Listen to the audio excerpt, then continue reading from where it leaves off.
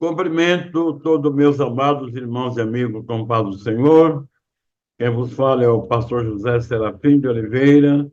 Estamos estudando aqui o livro do Apocalipse e hoje daremos continuação ao capítulo 12 de Apocalipse, que fala da mulher e o dragão. Quando a mulher estava grávida, para dar à luz, gritando com dores de ansiedade, e um dragão pronto para lhe tragar o filho. Já estudamos a primeira parte, hoje vamos ver a segunda parte desse capítulo. Ele, para nós cristãos, é de grande importância, porque nos fala daquilo que Deus preparou para nós e que nós certamente viveremos. A igreja espera o arrebatamento. Como já dissemos em estudos anteriores, o arrebatamento será secreto, imperceptível ao mundo. As pessoas só perceberão quando de uma família desaparecer um membro da família e não se tem dele nenhuma notícia. Aí começa a ver notícia que desapareceu uma pessoa num lugar, no outro. Quando se telefona para a polícia, também da polícia desapareceram alguns. Então, o mundo vai entrar já numa aflição, sem saber o que foi que aconteceu. Alguns crentes, conhecedores da palavra, e que não se prepararam para esse dia, que ficarão também, logo perceberão que a igreja foi arrebatada. E ele se distraiu e ficou. Eu não quero dizer, nem a Bíblia fala, que quem não for arrebatado, por não estar preparado, ele não está ainda totalmente perdido. Ele vai enfrentar a grande tribulação, vai enfrentar o anticristo. Se ele resistir à tribulação, não se dobrar ao anticristo, ele poderá pagar com a vida, porém ele não se perderá. Ainda a misericórdia de Deus o alcança. Mas a maior parte desse período vai se dar com o povo judeu. O povo judeu é o povo de Deus.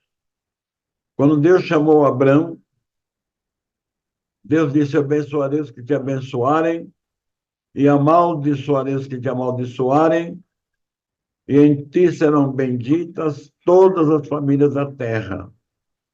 Então, essa promessa se cumpre na pessoa do Senhor Jesus Cristo, que todo aquele que o aceita o recebe como Salvador, é feliz, é bem-aventurado, é salvo. Então, cumprindo-se a promessa de Deus. Mas o judeu que não receberam o seu Messias, pelo contrário, não o reconheceram e o entregaram ao poder de Pôncio Pilatos e pediram a sua crucificação. Então abriu-se a porta para os gentios e o evangelho foi levado a todo mundo. E graças a Deus, nós, como gentios, ouvimos a mensagem do evangelho e cremos. Então, em Jesus Cristo, o Messias de Israel é também o nosso Messias, graças a Deus. E por ele nós somos salvos. O livro de Daniel, o capítulo 9 de Daniel, ele fala sobre as 70 semanas. 70 semanas de Daniel vai se cumprir exatamente na época do arrebatamento, porque essas 70 semanas é dividida. Eu aconselho aqueles que quiserem ter um melhor conhecimento, um conhecimento mais amplo do assunto, que leia o capítulo 9 do profeta Daniel, já desde o versículo 1 até o versículo 27. Então, nós temos uma descrição do que é essas 70 semanas, já explicando bem que essa semana não se refere à semana de dias, mas sim à semana de anos. Como a semana de dias tem 7 dias, a semana de anos será 7 anos. E 70 semanas de anos compreende um período de 490 anos. Começou a se cumprir essa profecia quando Israel voltou para sua pátria, cujo estudo faremos futuramente, porque Israel estava disperso em várias nações, mas Deus lhes deu uma oportunidade de arrependimento. Daniel na Babilônia, depois entre os medos e os persas, se manteve fiel a Deus, temente ao Senhor, e Deus lhe mostrou essas 70 semanas, ou seja, 490 anos, como já dissemos, para que se cumpra todo o plano de Deus com a nação de Israel e com a igreja do Novo Testamento, porque se unem para ser todos o povo de Deus. Então, cumpriu-se a primeira parte das 70 semanas com o regresso de Israel à sua terra.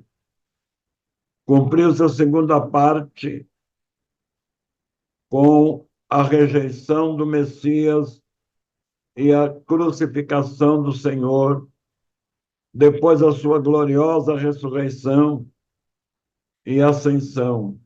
Cumpriu-se até aí 69 semanas, ou seja, 400 e 470 anos, se cumpriu 430 anos até aí se cumpriu. E falta cumprir a última semana, os últimos 7 anos, que eles começarão a ser contados novamente logo a partir do arrebatamento da igreja. Aí se começará a contar, então, o restante dessas 70 semanas. A igreja arrebatada, o anticristo entrará em ação e o judeu, enganando-se, achando que ele se trata do Messias, vão aceitá-lo até então, essa ocasião. Os judeus já construíram o seu terceiro templo, e, aliás, já estão preparando todo o material para a construção do terceiro templo. E o anticristo se transformando, se apresentando como Messias, entrará no templo, se assentará como Deus, diz o apóstolo Paulo, no capítulo 4 de 2 Tessalonicenses, versos 11 e 12. Ele se assentará como Deus, no templo de Deus, querendo parecer Deus. Ele colocará a sua imagem no templo e exigirá adoração.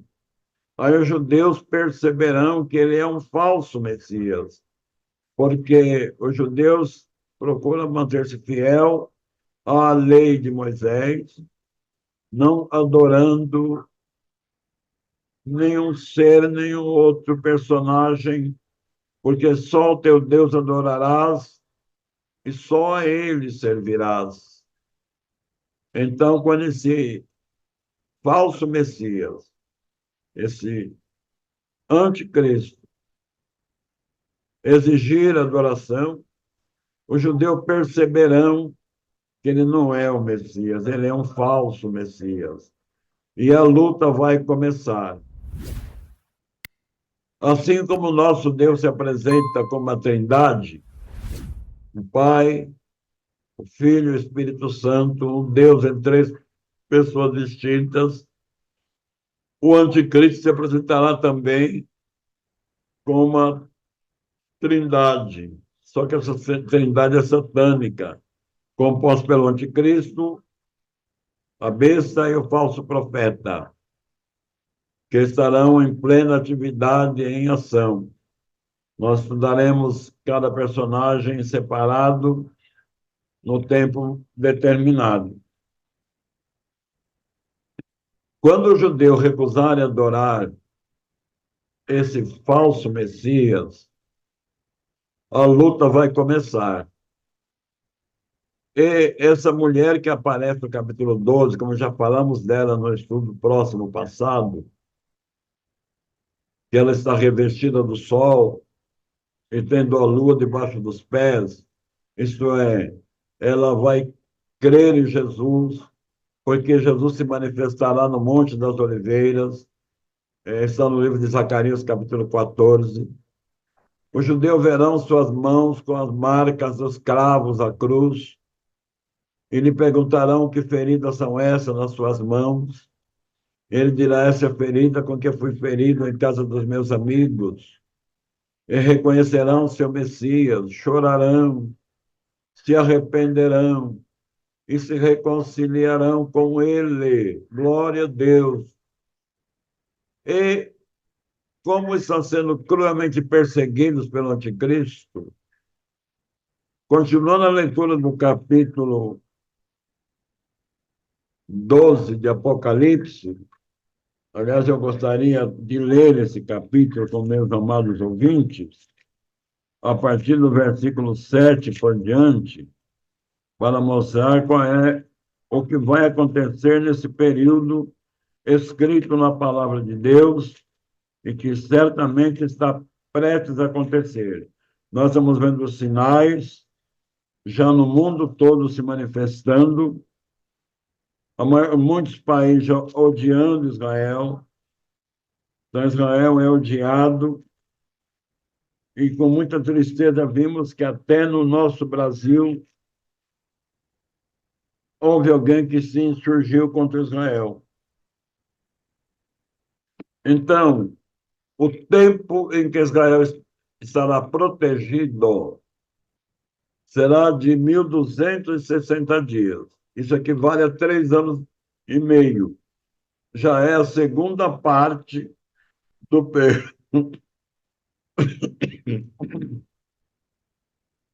já é a segunda parte do período da grande tribulação.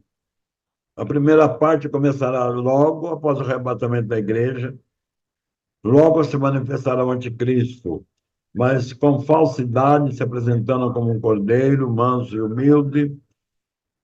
Ele não revelará logo a sua identidade, mas quando vencer a primeira parte das 70 semanas, isto é, 3 anos e meio, porque agora são 7 anos, é a última parte das 70 semanas. 69 já se cumpriram, e agora vai se cumprir a 70ª semana, os 7 últimos anos. Então, o judeu, agora percebendo que aquele personagem não é o Cristo, não é o verdadeiro Messias, e recusarão lhe prestar homenagem e adoração, se recusarão a aceitar o seu sinal na mão ou na testa, que é 666. Ele começará, então, a perseguir o judeu. Vamos ler, então, aqui Apocalipse capítulo 12, versos 7 por diante. Está escrito: e houve batalha no céu. Miguel e seus anjos batalharam contra o dragão. E batalharam o dragão e o ser.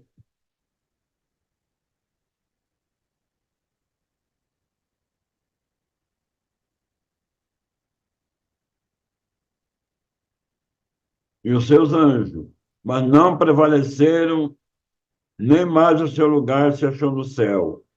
E foi precipitado o grande dragão, a antiga serpente, chamado Diabo e Satanás, que engana todo mundo, que ele foi precipitado na terra e os seus anjos foram lançados com ele. Vamos fazer aqui alguma consideração.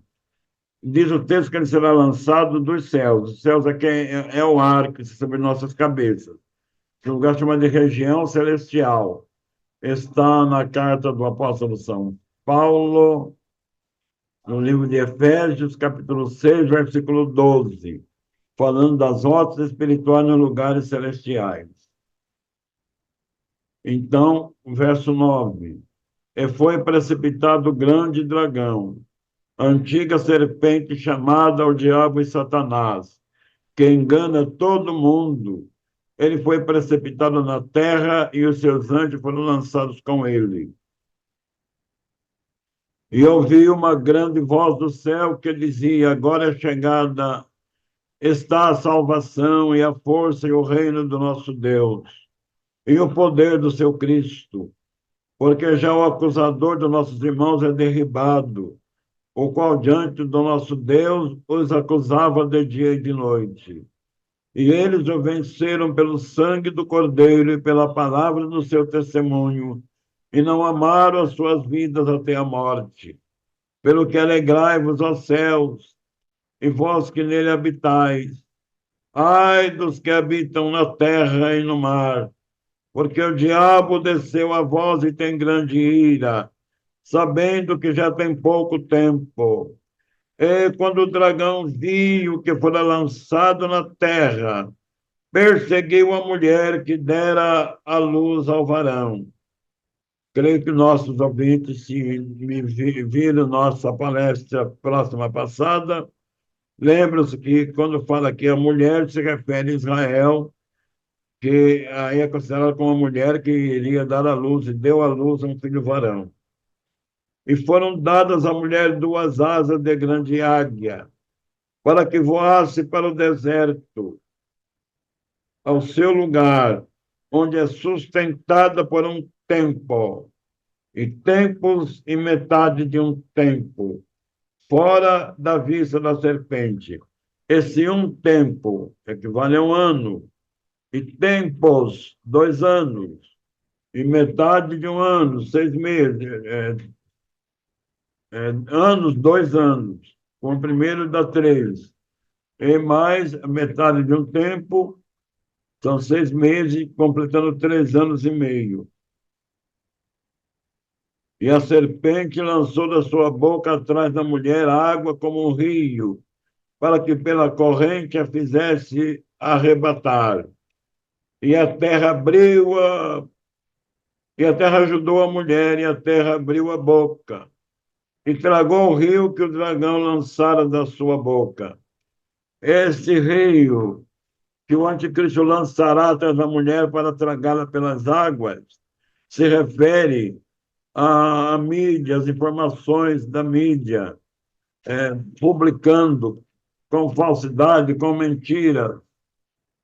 Mas a mulher foi ajudada pela terra. No verso 17, e o dragão irou-se contra a mulher e foi fazer guerra ao resto da sua semente, os que guardam o mandamento de Deus e têm o testemunho de Jesus Cristo. Os demais judeus e crentes que se distraíram não foram arrebatados, mas agora compreenderão. Eles recusarão também a adoração da besta e a aceitação do seu sinal, e eles sofrerão também a perseguição cruel do anticristo. E diante desse sofrimento, mas a mulher, Israel, uma grande parte de Israel, que permaneceram fiéis ao Senhor, Deus os escondeu da vista do anticristo. Quando Deus esconde, nem o diabo acha. Deus escondeu aonde? Na terra mesmo. Que lugar? Não sei, não está escrito. mas Deus já deve ter um lugar preparado para dar proteção a Israel. E eles ficarão lá protegidos e não alcançados pelo anticristo durante esse período dos 3 anos e meio últimos da grande tribulação. E quando nós já dissemos que quando Deus esconde, nenhum diabo acha. Quando Moisés morreu, Deus escondeu seu corpo. E o diabo não achou até hoje. Lá no livro de Judas, versículo 9, está escrito que o diabo contendeu com o arcanjo Miguel para que ele lhe informasse onde estava o corpo de Moisés. E a resposta que ele recebeu do arcanjo Miguel foi: o Senhor te repreenda, ó Satanás.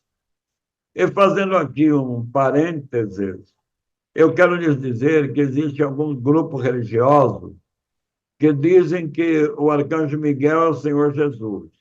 Não, amados, não é o Senhor Jesus. O arcanjo Miguel é o arcanjo Miguel, que faz parte de uma elite das regiões celestiais das mais elevadas. Jesus é o Deus adorado. O arcanjo Miguel é o adorador. E pelo fato de o arcanjo Miguel dizer a Satanás: o Senhor te repreenda, percebe-se muito bem que o Senhor ele é superior, ele não é o Senhor Jesus. Porque Jesus, no seu ministério, nunca disse: o Senhor te repreenda, mas dizia: eu te repreendo. E Satanás era obrigado a obedecer à determinação do Senhor Jesus, porque Jesus é Deus, o homem Deus, e o Deus que se fez homem. Glória a Deus. Então, meus amados, as profecias estão se cumprindo, as coisas estão acontecendo, e muito em breve, nós, a Igreja do Novo Testamento, estamos aguardando o dia glorioso que Jesus há de voltar. Quem sabe o arrebatamento se dará antes de eu terminar essa fala? Quem sabe? Nós vamos ouvir lá no céu. Se vier agora, eu quero estar preparado. E creio que meus amados ouvintes também querem estar preparados, porque é muito maravilhoso. O apóstolo Paulo fala no capítulo 15 de 1 Coríntios, verso, me parece que 54, me lembro exatamente bem, que se dará num abrir e fechar de olhos, ante a última trombeta. Essa trombeta que Paulo se refere aí não é a trombeta de juízo, que está em Apocalipse das sete trombetas. Essa é a trombeta do arrebatamento, que se dará num abrir e fechar de olhos. Aqueles que discordam que será imperceptível o arrebatamento, tenta dar uma piscada, fecha e abre os olhos e veja o tempo que demora. É o tempo que vai demorar para a igreja do Senhor, que está em toda a terra, será arrebatada imediatamente. Os corpos dos santos serão transformados, metamorfoseados, para ser igual ao corpo de Cristo. E esse corpo, agora transformado, subirá para encontrar o Senhor aonde? Jesus vai descer até as nuvens, e nas nuvens ele vai encontrar a sua amada igreja. Amados ouvintes, calcule que coisa gloriosa. Vamos dizer que acontecesse agora o arrebatamento, agora. Esse nosso corpo, às vezes, frágil, como o meu, já velho, e outros com algum defeito físico, com alguma dificuldade, mas serão imediatamente metamorfoseados, vão ter um corpo glorioso e perfeito, como é o corpo do Senhor Jesus, e nesse corpo transformado subir para encontrar o Senhor nos ares. Como nós encontraremos Jesus?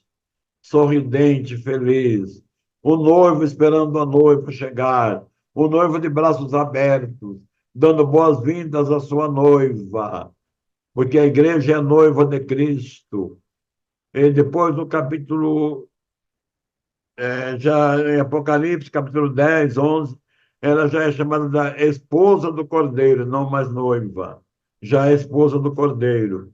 E ela entrará no céu e terá início a grande festa, chamada Festa das Bodas do Cordeiro, a festa do casamento de Jesus com a sua amada igreja. O casamento judaico tinha uma festa de 7 dias. O casamento de Jesus com a sua noiva, a igreja, demorará 7 anos. Enquanto o mundo estiver aqui naquela grande aflição, na grande tribulação, o anticristo reinando, Satanás, na pessoa do anticristo, reinando com crueldade, perseguindo aqueles que querem ser fiéis ao Senhor. É aquele grupo de judeus que Deus escondeu, não sei aonde, mas Deus escondeu, da vista da serpente. A serpente, a antiga serpente, que se chama Diabo e Satanás. Desculpem, amigos, irmãos. E ela estará escondida. Como eu já disse, quando Deus esconde, nem o diabo acha. Deus escondeu o corpo de Moisés, o diabo contendeu com o arcanjo Miguel, Judas, versículo 9. Ele contendeu com o arcanjo Miguel para saber onde estava o corpo de Moisés. O arcanjo lhe disse: o Senhor te repreenda, Satanás. E o diabo não achou até hoje. Jesus apareceu no Monte da Transfiguração, falando, desculpe, meus amados, falando com Moisés e Elias, falando com Jesus sobre a sua crucificação. Mas o seu corpo não foi achado. Nós certamente veremos Moisés lá no céu, mas em corpo glorificado, como é o corpo de nosso amado Salvador Jesus Cristo. E nesta ocasião, então, que Jesus entrará em ação. Está escrito que ele desfará o anticristo pelo esplendor da sua vida e pelo assopro da sua boca. Quando fala esplendor da sua vinda, eu penso em um relâmpago tão forte que atingirá a terra inteira, num resplendor insuportável aos olhos, e que já implantará um terror em Satanás e seus adeptos. E depois ele os aniquilará com o assopro da sua boca. Eu penso em um vendaval violento que destruirá todas as armas do anticristo. Agora Jesus, o Rei dos Reis, o Senhor dos Senhores, ele prenderá o diabo, a antiga serpente, Satanás, e o lançará no abismo, e ele ficará preso aí durante 1000 anos, enquanto o Senhor reina aqui na terra com a sua igreja, a sua esposa, que já estará na Nova Jerusalém, que de Deus desceu do céu. A Nova Jerusalém ficará nesse espaço entre os céus e a terra. Será a morada da esposa do Cordeiro. E Jesus governando com vara de ferro. Glória a Deus, com poder e autoridade. E Satanás preso, e o governo de Cristo atingirá toda a terra. Será um governo glorioso e maravilhoso. Mas, no fim desses 3 anos e meio, Satanás será solto da sua prisão. Ele reunirá todas as nações da terra para fazer guerra ao Cordeiro e ao seu povo. Mas aí ele será lançado no lago de fogo e enxofre, de onde nunca mais sairá. E diz o apóstolo Paulo que Jesus entregará o reino ao Pai, para que Deus seja tudo em todos. Então entraremos numa eternidade sem fim. Aí não terá fim, glória a Deus, será por toda a eternidade. Está escrito que Deus enxugará dos nossos olhos toda lágrima, e não haverá mais pranto, nem dor, nem tristeza, porque as primeiras coisas já passaram, e tudo se fez novo.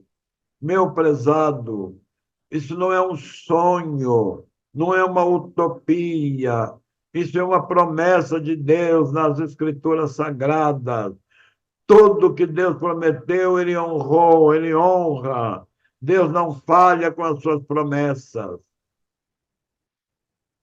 E essa é mais uma promessa de Deus. Vale a pena que no mundo enfrentamos alguma luta, alguma tribulação, algum desafio, vale a pena permanecer fiel, porque aquilo que o olho não viu, o ouvido não ouviu, são as coisas que Deus preparou para os fiéis. Meus amados ouvintes, se você já é um cristão, está esperando Jesus, Deus te abençoe, meu amado irmão. Permaneça firme, fiel, porque em breve estaremos com o nosso Senhor. Se alguém me ouve, é algum crente que fracassou, se desviou, voltou para o mundo. Meu amado, volte correndo para os braços de Jesus. Ele te aceita, ele te recebe de braços abertos. Confessa a ele os teus pecados, tuas fraquezas. E ele está pronto para te perdoar, te restaurar, te renovar no Espírito Santo e acender a chama gloriosa da esperança, da vinda do nosso amado Salvador. E se algum dos nossos amigos que me ouvem ainda não fez uma profissão de fé, não entregou ainda seu coração a Cristo, faça-o agora, amigo. Abra o teu coração para Jesus, porque os sinais estão nos gritando alto: Jesus está voltando. Nós estamos vendo hoje coisa que nunca vimos há poucos anos atrás.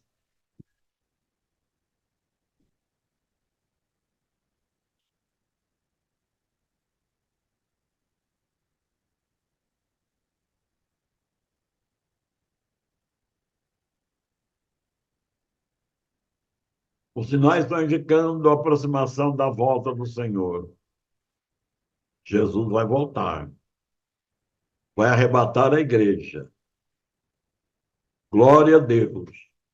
Aqueles que se prepararam com oração, com vigilância, com cuidado, para não manchar suas vestes espirituais e estar em plena comunhão com Deus. Eu não quero dizer que sejamos perfeitos, porque a perfeição alcançaremos quando estivermos com o Senhor lá na glória. Aqui nós temos ainda algo a ser reparado. E ele nos conhece, ele nos entende muito bem, graças a Deus. Mas evitemos o pecado, tenhamos cuidado para não pecar contra o nosso Senhor, para não olhar para este mundo tenebroso, porque tudo há de passar.